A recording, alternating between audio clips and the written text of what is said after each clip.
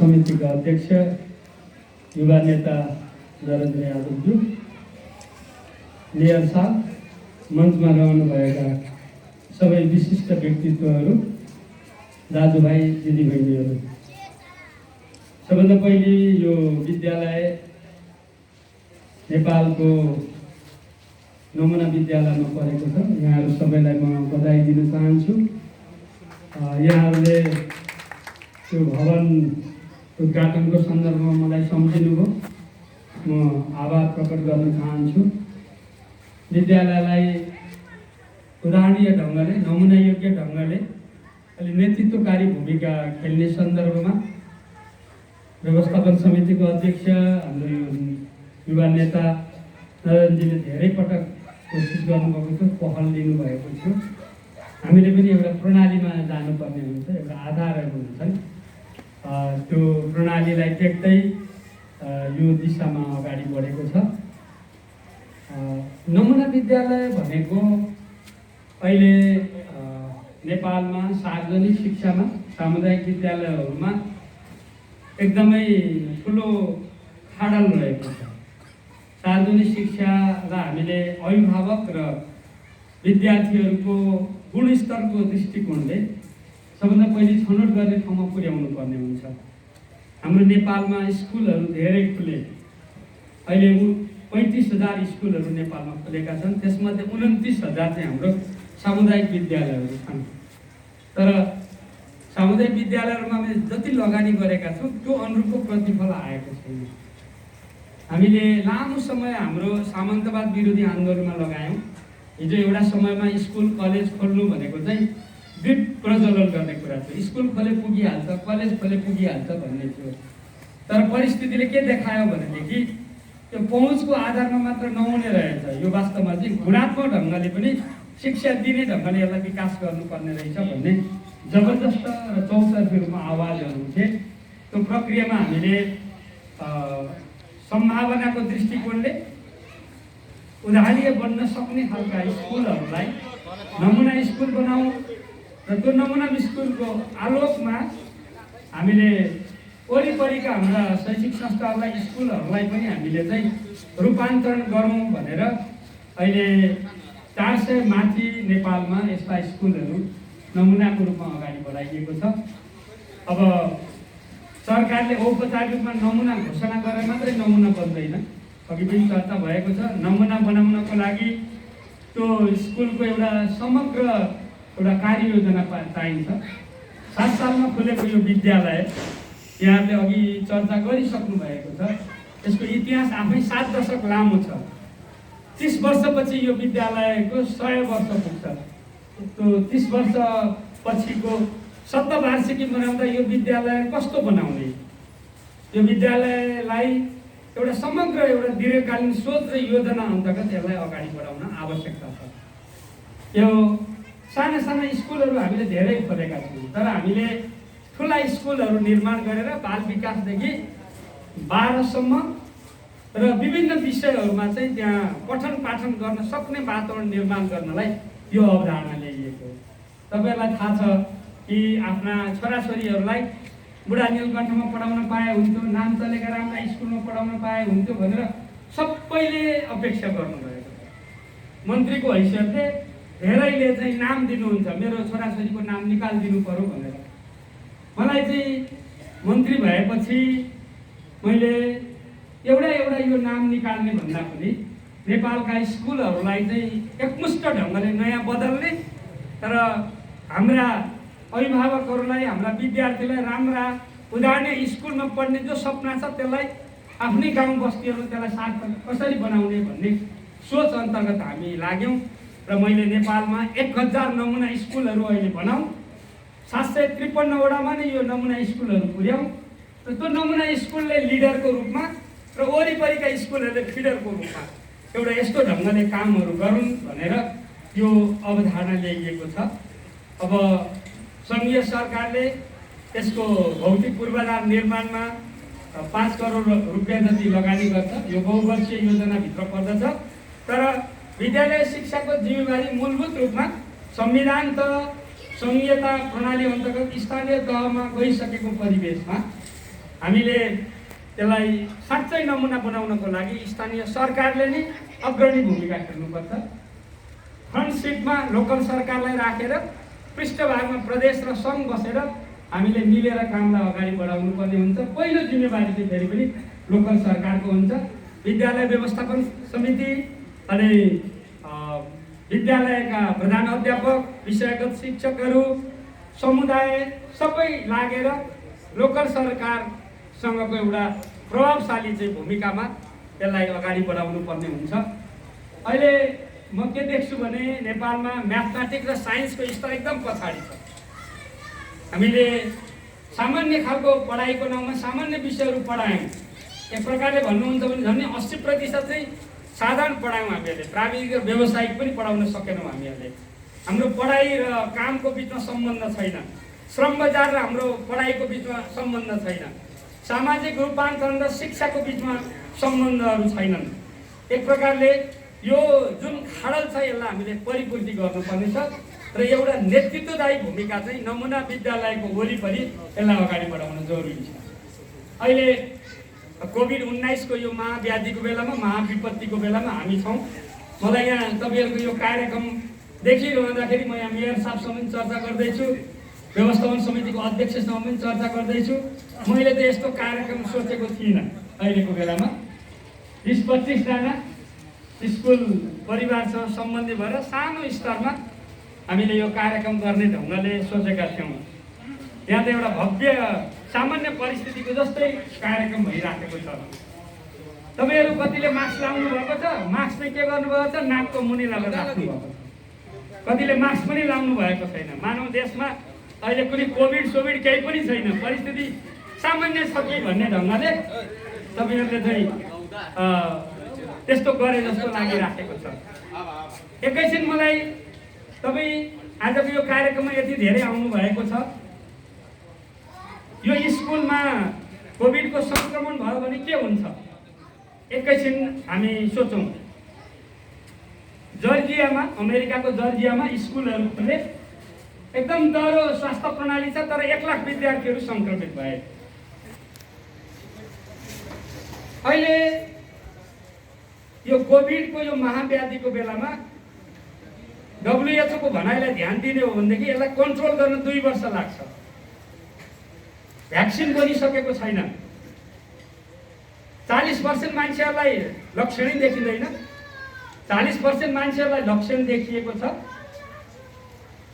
सङ्क्रमित मान्छेहरूमध्ये पनि झन्डै 20%लाई चाहिँ निकै अप्ठ्यारो छ, जसलाई तपाईँले आइसियुमा पुर्याउनु, फर्काउन धेरै गाह्रो परेको छ, धेरै मेहनत गर्नुभएको छ।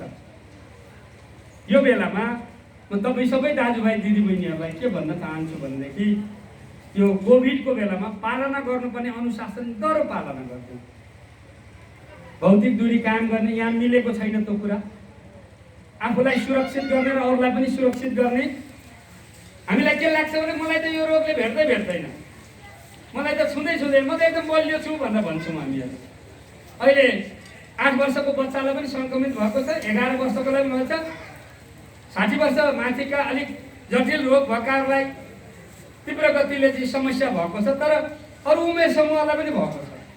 यो भाइरस आइसकेपछि मान्छेले जसरी आफूलाई बचाउन कोसिस गर्छ, भाइरसले पनि त्यही कोसिसहरू गरेको छ। यो बेलामा म तपाईँहरू सबैलाई अलि त्यो सचेतनताको जो पक्ष छ त्यसलाई ध्यान दिदिन म आग्रह गर्छु। न्यून चेतना स्तर भएको कारणले गर्दाखेरि हामीले यो नफैलियोस् भनेर नै नाकाबन्दी जस्ता कार्यक्रमहरू अथवा चाहिँ लकडाउन जस्ता कार्यक्रमहरू, निषेधाज्ञा जस्ता कार्यक्रमहरू गर्नु परेको हो। त्यो वास्तवमा चाहिँ चेतना स्तर माथि भयो र यसलाई ठिक ढङ्गले पालना गरियो भनेदेखि हामीले त्यस्ता कार्यक्रम पनि गरिराख्नु पर्ने थिएन। तपाईँहरू सबैले पनि आजको कार्यक्रमपछि पनि यो पक्षलाई ध्यान दिदिन जरुरी छ। स्कुल भनेको चाहिँ चेतना फैलाउने ठाउँ हो। त्यो 7 सालको वरिपरि यो सुरु भयो नेपालमा। त्यो विद्यालयले यदि तात्कालिक आवश्यकतालाई पक्रेर सचेतनता दिन सक्दैन भने त्यो विद्यालयको रूपमा त्यसले आफ्नो ठिक भूमिका निर्वाह गरिराखेको हुँदैन। प्रधान अध्यापक, शिक्षकहरू सबैलाई म के आग्रह गर्न चाहन्छु भने यो यो चेतना स्तर फैलाउने काम, यो जनतालाई सचेत बनाउने काम एकदमै ध्यान दिन जरुरी छ। हामी कोभिड अगाडिको परिस्थितिमा छैनौँ, हामी कोभिड पछाडिको स्थितिमा छौँ।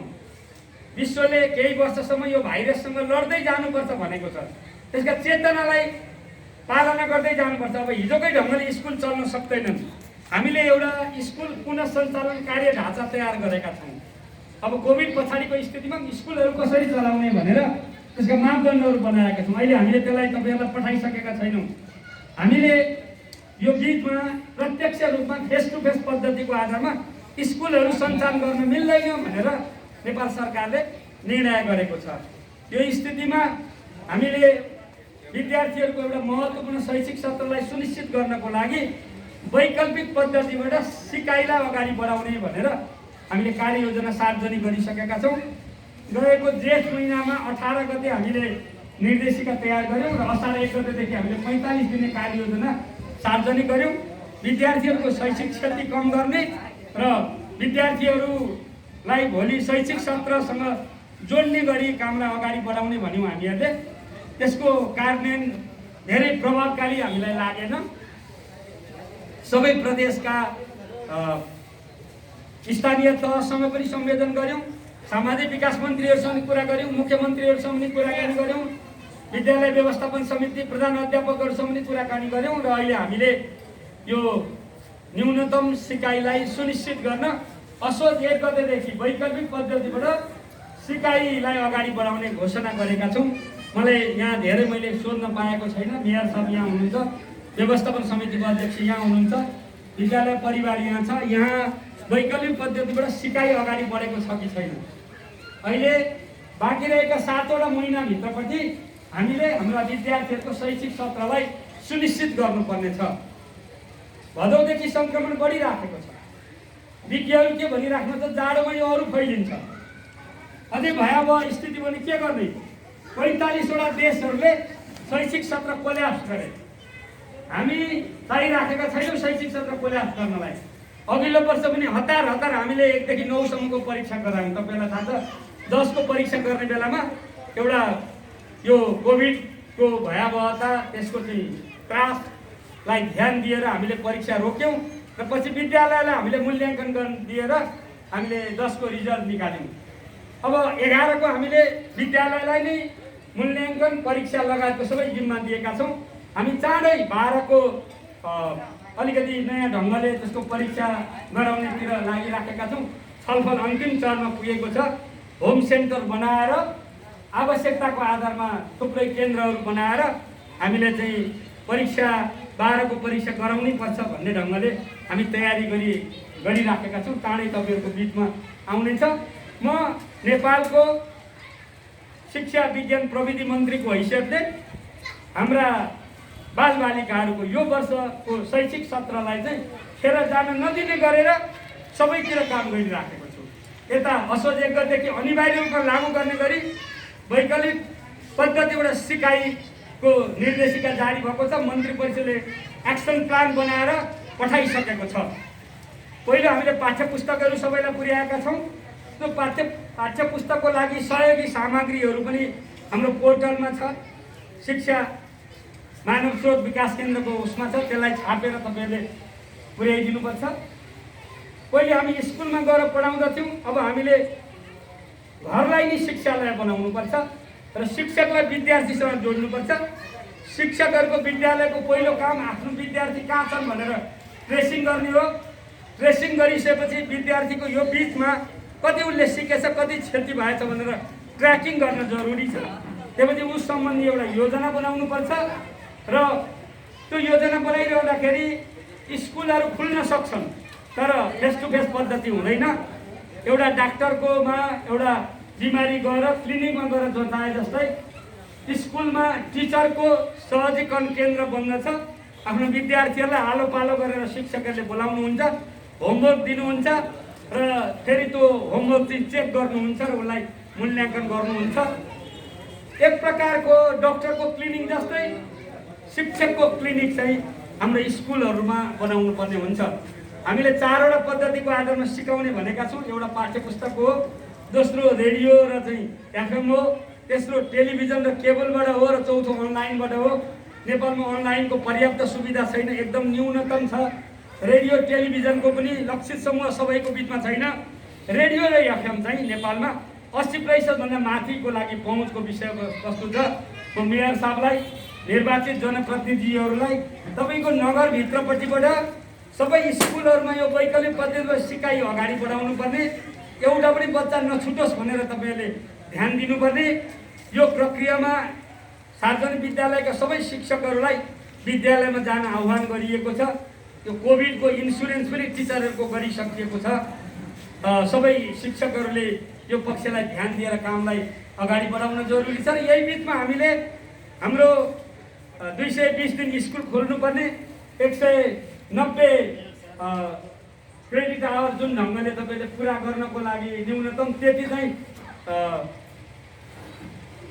स्कुलमा उपस्थित हुनुपर्ने जुन व्यवस्था गर्नु हामीले विगतमा गरेका थियौँ, यो असामान्य परिस्थितिमा सामान्य ढङ्गले हुन्न भनेर हामीले त्यो पाठ्यभार पनि अहिले त्यसलाई चाहिँ समायोजन गरेका छौँ र विज्ञहरूले त्यो तयार पारिदिनु भएको छ। अब विषयगत शिक्षक, प्रधान अध्यापक र पालिकाले टुङ्ग्याएको विज्ञले मिलेर त्यो 7 महिनाभित्रपट्टि त्यो न्यूनतम सिकाउने कुरालाई सुनिश्चित गर्नुपर्ने हुन्छ। यो कार्ययोजनालाई पनि ठिक ढङ्गले बुझिदिन म आग्रह गर्छु। यो बिचमा शिक्षक र विद्यार्थीको बिचमा र शिक्षक र अभिभावकको बिचमा जीवन्त सम्पर्क गर्नको लागि हामीले यतिखेर एउटा नयाँ अवधारणा लिएर आएका छौँ। CUG भन्छौँ हामीहरू, क्लोजर युजर्स ग्रुप भनेर। यतिखेर मोबाइल प्रयोगकर्ताहरूको बिचमा, टेलिफोन प्रयोगकर्ताहरूको बिचमा एउटा सम्बन्ध कायम गर्ने एउटा व्यवस्था गरिएको छ। त्यसमध्येमा 124-25 रुपियाँ कर सहित तिरिसकेपछि विद्यार्थी र शिक्षकको बिचमा अनलिमिटेड सम्पर्क गर्न पाउने व्यवस्था त्यसमा गरिएको छ। SMS पठाउने व्यवस्था पनि गरिएको छ। डाटाहरू प्रयोग गर्ने पनि व्यवस्था गरिएको छ। सामुदायिक विद्यालयको खर्चहरू हामी 3 तहका सरकार मिलेर त्यसलाई हामी व्यवस्थापन गर्दछौँ। त्यसमध्येमा अहिले हामी अध्ययन गरिराखेका छौँ। 3 महिना भयो हामीले दिवा खाजा बाँडेका छैनौँ। त्यो वितरण नभएको दिवा खाजाको बजेटलाई ठिक ढङ्गले सदुपयोग गर्दाखेरि 7 महिनाको यो CUG को खर्च हामी धान्न सक्ने रहेछौँ भनेर अर्थ मन्त्रालय पनि सहमति दिएको छ। म त्यसैले सबै विद्यालयहरूलाई अहिले यो दूरसञ्चारको सेवा दिइरहेका सङ्घ संस्थासँग सम्पर्क गरेर तपाईँहरूले चाहिँ एउटा CUG मा आबद्ध हुनु म आग्रह गर्दछु। त्यसो गर्दाखेरि नेपाल दूरसञ्चार र स्मार्टले चाहिँ हाम्रो यो प्रस्तावलाई स्वीकार गरेको छ। एनसेलसँग पनि हाम्रो कुराहरू चलिराखेको छ। सबै विद्यालयहरू यो नयाँ CUG सँग गाँसिएर कामलाई अगाडि बढाउन जरुरी छ। यो यस्तो अप्ठ्यारो बेला हो, यतिखेर शिक्षकको भूमिका ज्यादै महत्त्वपूर्ण छ। शिक्षकले आफूलाई सक्षम बनाउनै पर्दछ, प्रविधि मैत्री बनाउनै पर्दछ। त्यो नगरिकन हुँदैन। शिक्षक गुणात्मक ढङ्गले शिक्षा दिन सक्नेमा भएन भनेदेखि हामीले गुणात्मक शिक्षाको कल्पना गर्न सक्दैनौँ। म शिक्षक साथीहरूलाई विशेष ढङ्गले आग्रह गर्न चाहन्छु। शिक्षकहरूमा 3वटा प्रवृत्तिहरू छन्। केही शिक्षकहरूले असाधारण मेहनत गरेर आफ्नो विद्यार्थीहरूलाई विभिन्न पद्धतिबाट सिकाएर उनीहरूको शैक्षिक सत्र सुनिश्चित गरिराख्नु भएको छ। कतिपयले यो वैकल्पिक पद्धतिबाट सिकाउने कुरामा अलिक गाह्रो र कठिन भएको कारणले यो व्यवस्थापन गर्नुभन्दा कुनै न कुनै प्रकारले त्यो हुन नदिने भूमिका पनि खेल्नु भएको छ। कतिपय ठाउँमा त स्कुलहरू चलाइए भनेर स्थानीय प्रशासनलाई जानकारी गराएर बन्द गराउने काम पनि गर्नुभएको छ। म शिक्षक साथीहरूलाई के भन्न चाहन्छु भने हामीले रोग विरुद्ध ध्यान केन्द्रित गर्यौँ सुरुको चरणमा, त्यसपछि हामी भोग विरुद्ध केन्द्रित भयौँ। अब हामी सङ्कटको बेलामा हाम्रा बालबालिकाले शिक्षा पाउने अधिकारलाई सुनिश्चित गर्नको लागि परेका छौँ। तपाईँ सामुदायिक विद्यालयमा काम गर्ने शिक्षकहरू जनताले तिरेको करबाट तपाईँहरूको जीवन चलिराखेको छ। तपाईँहरूले त्यो प्राप्त गरेको राज्यको जो जिम्मेवारी छ तिनी बालबालिकाको पढाइको लागि हो। यो बेलामा यो आफ्नो राष्ट्रप्रतिको कर्तव्यलाई ठिक ढङ्गले बुझिदिन म तपाईँहरू सबैलाई आग्रह गर्दछु। म यो सङ्कटको बेलामा हामीले शिक्षालाई व्यवस्थित गर्न सक्यौँ भनेदेखि त्यो भविष्यको लागि एउटा ठुलो आधार हुन्छ। म कहिलेकाहीँ के सोच्छु भने भूकम्पपछि 31वटा जिल्लामा पूर्वाधार बनाएको भएदेखि अहिले हामी सजिलै चाहिँ यो विपदको बेलामा पठन पाठन अगाडि बढाइराखेका हुन्थ्यौँ। इबोलासँग लडेका अफ्रिकाका मुलुकले आफ्नो प्रणाली बसाले, त्यसकारण सङ्कटको बेला पनि उनीहरूले काम गरेका छन्।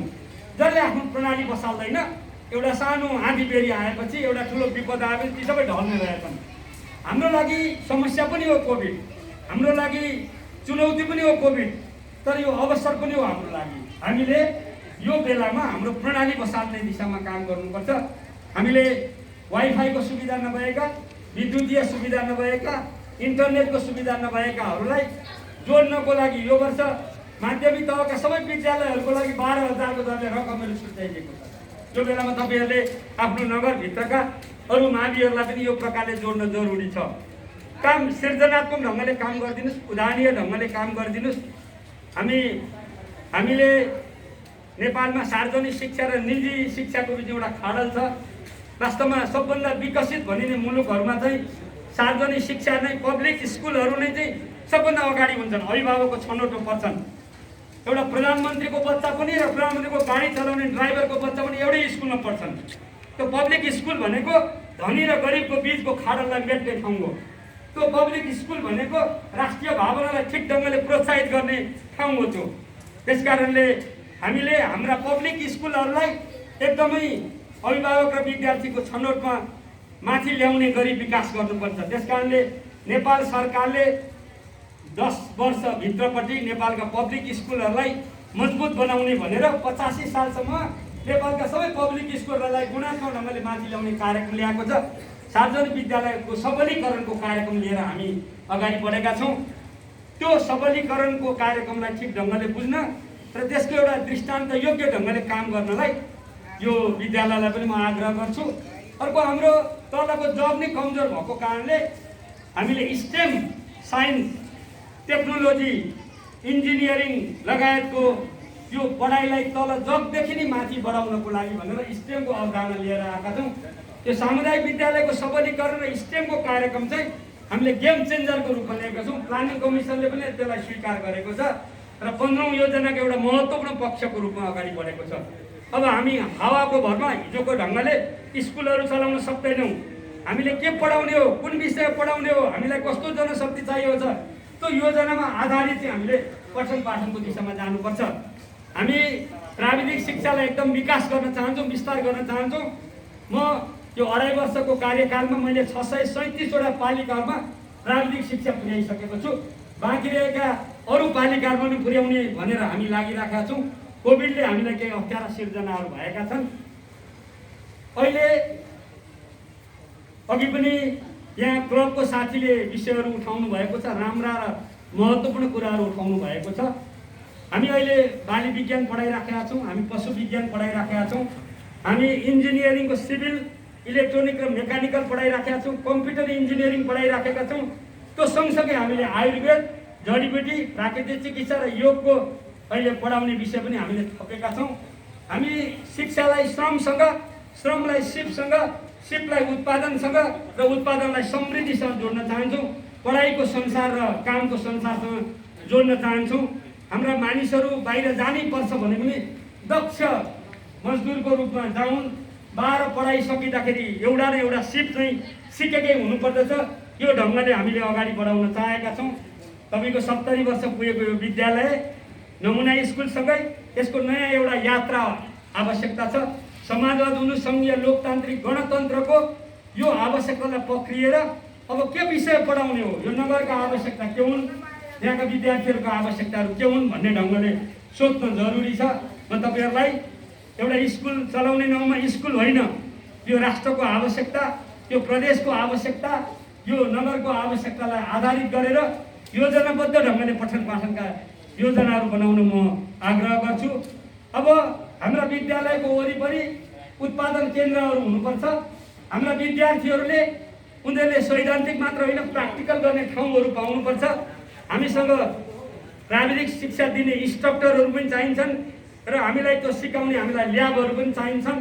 हाम्रो जीवन त एक ढङ्गले चल्यो, त्यही प्रकारले अबको भोलि शिक्षा चल्दैन। त्यसैले हामीले उनीहरूलाई प्रयोगात्मक शिक्षासँग, जीवनोपयोगी शिक्षासँग जोड्नु पर्दछ। यिनी योजनाहरूसहित हामी अहिले लागि परिराखेका छौँ। हिजो एउटा बेलामा स्कुल खोल्नु एउटा जनचेतना फैलाउने कुरा थियो। अब स्कुल खोलेर मात्रै पुग्दैन, अब प्राविधिक र व्यावसायिक ज्ञान सहितको शिक्षा दिने गरी स्कुलहरूलाई चलाउनुपर्छ। आजको यो आवाज हो, आजको यो माग हो। यो कुरालाई पक्रिएर यो विद्यालयले पनि आफ्नो मास्टर प्लान बनाइरहँदाखेरि अब कुन कुन विषय यहाँ पठन पाठन हो। मैले के अपेक्षा गर्छु भने एउटा नमुना विद्यालयमा त्यहाँ न्यूनतम जीवनका आवश्यकताको आधारमा ती सबै विषयहरू पढ्ने विद्यालयको रूपमा त्यो अगाडि बढोस्। त्यो ढङ्गले त्यसलाई लैजान जरुरी छ। कतिपयले यो बजेटहरू प्राप्त हुने, अलिकति भौतिक निर्माणहरू हुने भनेर चाहिँ त्यो प्रति आकर्षित भएको देख्दछु। कुरा त्यस्तो होइन।